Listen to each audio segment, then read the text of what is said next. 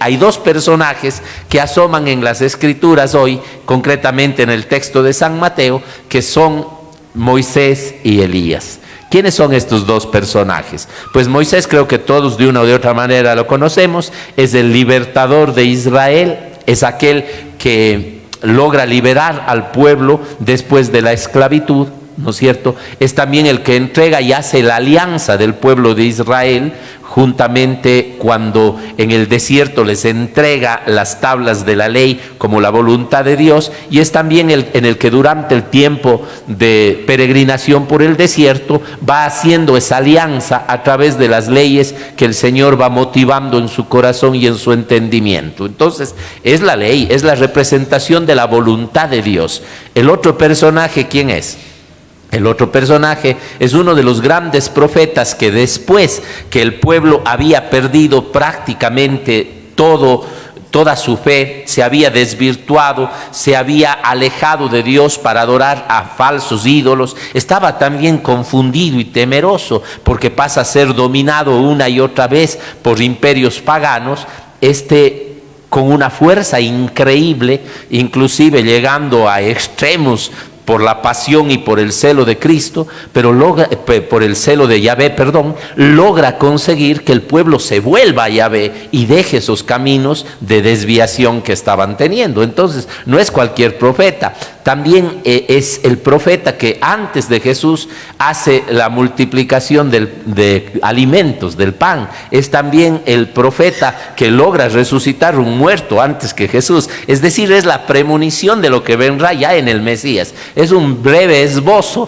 de lo que vendrá después cuando venga el verdadero libertador de la humanidad, que es el Mesías, que es Jesús. Entonces no es cualquier profeta, es el profeta, el más importante de los profetas. Quiere decir entonces que ante Jesús, testificando que Jesús debía morir en un monte, que será el Calvario, estos dos personajes asoman en un monte, que es el Tabor, para testificar que ese sacrificio que Jesús tendrá después también será el que lo lleva a la gloria, a esa transfiguración, a ese enaltecer la imagen de este Jesús, que no es cualquier delincuente como los que mueren en la cruz, sino alguien que entregó su vida para la salvación de la humanidad. Además, la exigencia de las autoridades judías eran que haya testigos. Acuérdense, cuando a Jesús le van a condenar, se presentan testigos falsos. Todo juez, desde que la historia del derecho puede recordar, necesita de testigos, es decir, el testimonio de personas que digan o ratifiquen algo. Ahora nomás nuestro país es que eso ya no sirve para nada, ¿no? Les cogen con las manos en la masa y dicen presuntos delincuentes. Declaran 10 personas y hasta el muerto dice, él me disparó y ¡pac! Se muere, y dicen presunto asesino. Y encima de todo, en menos de 3 días ya les liberan, encontrándoles con armas y todo en las cárceles del país, y siendo los que deben cuidar que los delincuentes de adentro no tengan droga, armas ni eso, encuentran hasta con granadas, encuentran fusiles, pero nada es nada. Los jueces no tienen testigos cuando está corrompida la ley.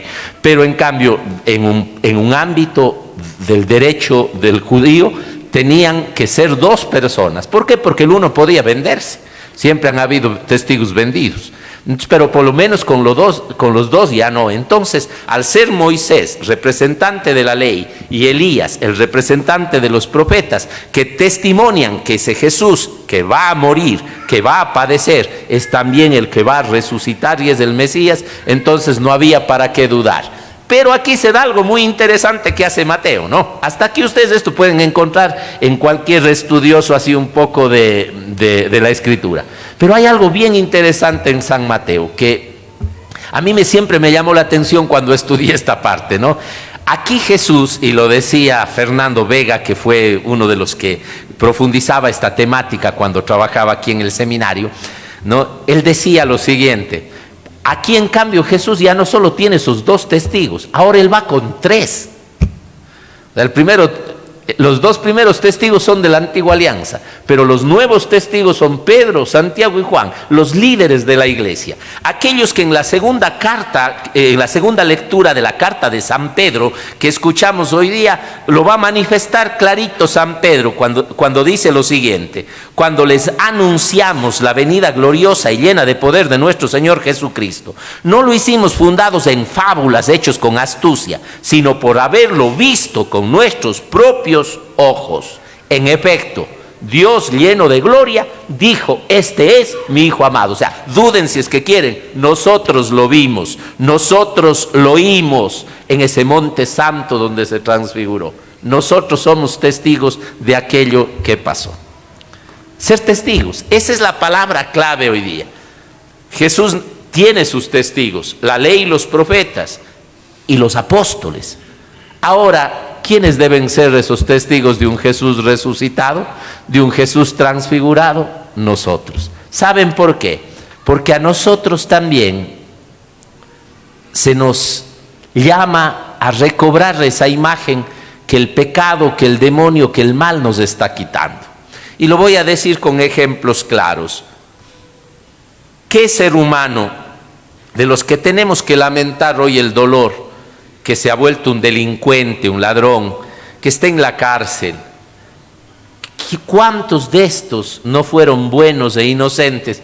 Como ese pequeño que hace un momento se mandaba un llantito sin duda porque estaba con hambre, la madre le dio y ya se tranquilizó. ¿Quién no fue puro como ese guagua?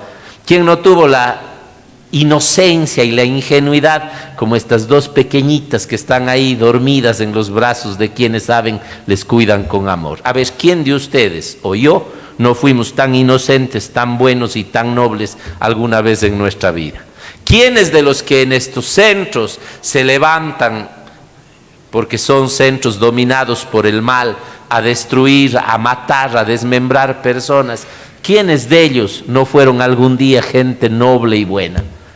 Díganme ustedes, todos fueron buenos. Es más, no me extrañaría que entre todos los seres humanos que vamos por el mundo, mintiendo, robando, matando, engañando, traicionando, lastimando, corrompiendo, muchos se hagan llamar cristianos, católicos, creyentes en Dios, aunque lo digan: no soy religioso, pero yo creo en Dios. A mí me toca siempre eso, no soy religioso, pero creo en Dios. El religioso o el que cree en Dios que no vive según la ley de Dios es un mentiroso, nada más. ¿Cuántos de nosotros, los bautizados, los hechos la primera comunión, casados por la iglesia, algunos es más tan duros de corazón que hasta han recibido ya los óleos porque han estado cerca de la muerte, todavía son incapaces de convertirse y de mostrar el verdadero rostro y ser testigos de Dios como se exige?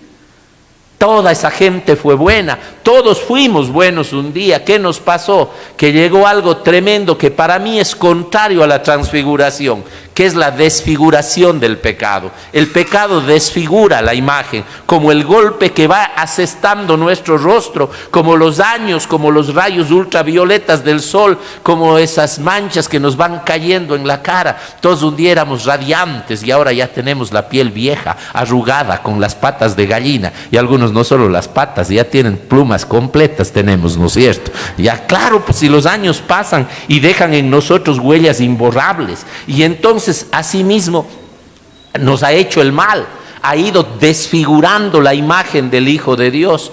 Y si usted se pone a analizar con sencillez, no porque se lo diga el cura, usted va a encontrar los momentos exactos en que su vida empezó a desfigurarse. Yo como cura puedo decir así, en general, las experiencias de la gente cuando se acerca con sus primeras confesiones. La primera borrachera, la primera vez que se drogó, la primera vez que se mantuvo relaciones sexuales genitales prohibidas con el enamorado o la enamorada, la primera vez que una persona robó algo, la primera vez que el cónyuge traicionó a su esposo o a su esposa con infidelidad, el primer aborto de la persona, el primer asesinato. Todas esas cosas son cosas que marcan y que le desfiguraron y que nunca más la vida de esa persona volvió a ser la misma. Se nota hasta en la cara, se les nota esa angustia, ese dolor. Nos cambia la cara. De tener una cara simpática, alegre, serena, pasamos a tener una mirada temerosa, esquiva. Eso es muy notorio en las personas.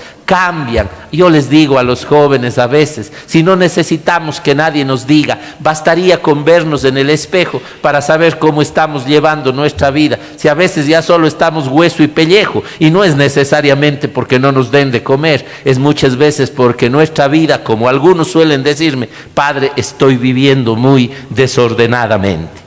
Ahí se desfiguró la vida, pero también esa vida personal que yo estoy diciendo, o familiar, porque el momento en que empiezas a desfigurar tu relación con tu pareja, desfiguras al otro. Esa muchacha alegre, ese chico alegre, de pronto empiezan a andar tristes, bravos, molestos, empiezan a andar deprimidos, víctimas de esa traición porque se sienten engañados de quien prometió amar, ¿no es cierto? Y ya está, y esa cara muestra y daña a los demás. Y socialmente también pasa exactamente igual.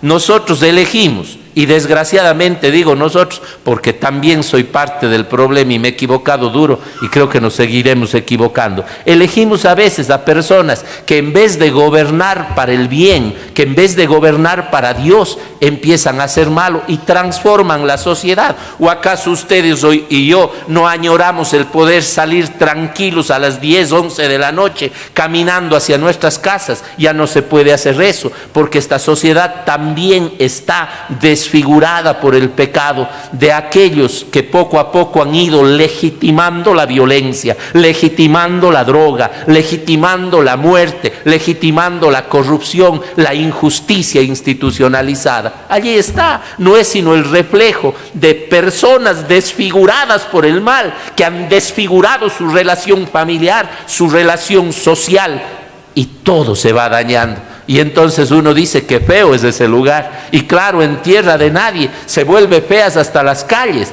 porque no puedes andar en paz. Si el hombre no se respeta a sí mismo, no puedes respetar a los demás. Te has desfigurado. Por eso necesitamos ser transfigurados, para entender la grandeza que tiene el ser humano.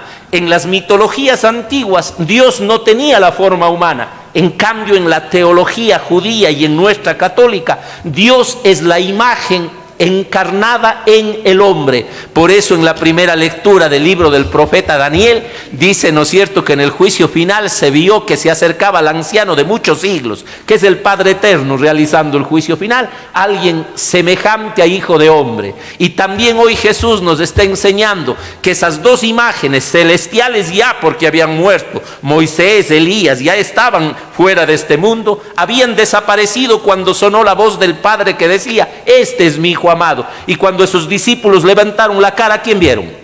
A Elías ya no estaba, Moisés ya no estaba, ángeles no había, el Padre Eterno no estaba, solo se escuchó la voz. ¿Quién estaba? Jesús, el hombre Jesús, como para enseñar el valor que tiene el ser humano, para decirle a usted y para decirme a mí que nosotros somos la imagen de Dios, los hijos amados de Dios, y que aunque el pecado nos haya desfigurado y haya despedazado la obra maravillosa que Dios ha hecho en cada ser humano, Dios es nuestro Padre y nos ama. Pero necesitamos transfigurarnos, necesitamos morir en el calvario del esfuerzo, porque el comodismo es otra de las cosas que hablé en este día. Esa comodidad que hace que no queramos involucrarnos con nada, como Pedro. No dice al azar Pedro, quedémonos aquí haciendo tres chozas. Pedro es muy astuto en lo que está diciendo. Ya Jesús había anunciado la muerte, les repito, en el primer ascenso a Jerusalén. Y Pedro sabía que al bajar era muy posible que le agarren, y él le había dicho que le van a matar a él y les van a perseguir a ellos. Entonces Pedro dice, aquí se está cómodo, ¿para qué entrar en conflictos? Quedémonos mejor aquí, hagamos tres chozas. Y esa es una de las situaciones nuestras. ¿Por qué este mundo no es mejor? ¿Por qué nuestra vida no mejora? ¿Por qué nuestra familia no mejora? Por miedo, por comodidad. Somos tan cómodos que hemos caído en la ley del menor esfuerzo. Por eso, ¿para qué trabajar 10 años si puedo robar en uno solo todo el dinero del mundo y vivir después disfrutando, paseándome de un lado a otro y malgastando el dinero mal habido que a otro tal vez le está haciendo falta y está muriendo víctima de mi injusticia? ¿Para qué esforzarme en perdonar? Si es tan fácil, lo declaro mi enemigo, lo aíslo de mi vida y ya está. ¿Para qué perdonar a mi marido y mi mujer si se inventó el divorcio? Y entonces, como tengo derecho a ser feliz, padre, ¿por qué tengo que aguantar? Si usted también 10 años nomás está en una parroquia y ya le cambian, ¿por qué yo tengo que aguantar 20 a mi mujer? 30 a mi marido. Hay esfuerzo. Renovar una promesa, pero si ellos hubieran dicho no, ¿para qué? No. Ayer, y esto lo conté en todas las misas porque me impresionó, celebraba sacramentos aquí, había una madre embarazada, más o menos allí donde están las dos señoras, ahí estaban en la fila, y la pobre sudaba, le agarraron contracciones de ese momento. Ella debe haber dado a luz porque la señora era un bombito, lo que digo yo, y era así, respiraba y se cambiaba de posición. Eso es esfuerzo. El estudiante necesita esforzarse para aprender, para tener un título. Ustedes necesitan esforzarse para aguantar el sermón del cura en cómodos asientos, y yo necesito esforzarme para poder decir alguna cosa también. El esfuerzo, nada más cómodo, no hagamos. ¿Para qué? No, ya no, este mundo está perdido. No está perdido mientras entendamos que con esfuerzo podemos subir al Tabor en donde se transfigura en cada ser humano, aunque sea que esté desfigurado por el pecado. Se puede transfigurar la gracia de Dios, y se lo digo a usted. Hoy tal vez no tuvo que subir al Tabor, pero vino a esta iglesia, prendió ese celular, prendió ese televisor, esa tablet, ese computador y me está escuchando. Ya ese es el Tabor. Ahora haga el mayor esfuerzo y dígale: aquí estoy, Señor. Quiero transfigurar mi imagen, esa que el pecado me desfiguró. Quiero volver a ser el esposo bueno, el hijo bueno, el hermano bueno, el cristiano bueno. Quiero ser un mejor ser humano, porque yo no soy cualquiera, yo soy tu hijo, y quiero que resuene en mi mente y en mi corazón, quiero que resuene en mi alma: tú eres mi hijo amado, y con mi vida quiero complacerte. Si te vas de esta misa, igual no escuchaste ni entendiste nada, pero si te vas de esta misa, vas a darte cuenta que no está Moisés y Elías resplandeciendo, pero que resplandece en tu corazón la esperanza de esa nueva vida. Eso es transfigurarse. Bendita transfiguración si de aquí salimos un poquito mejor de lo que entramos.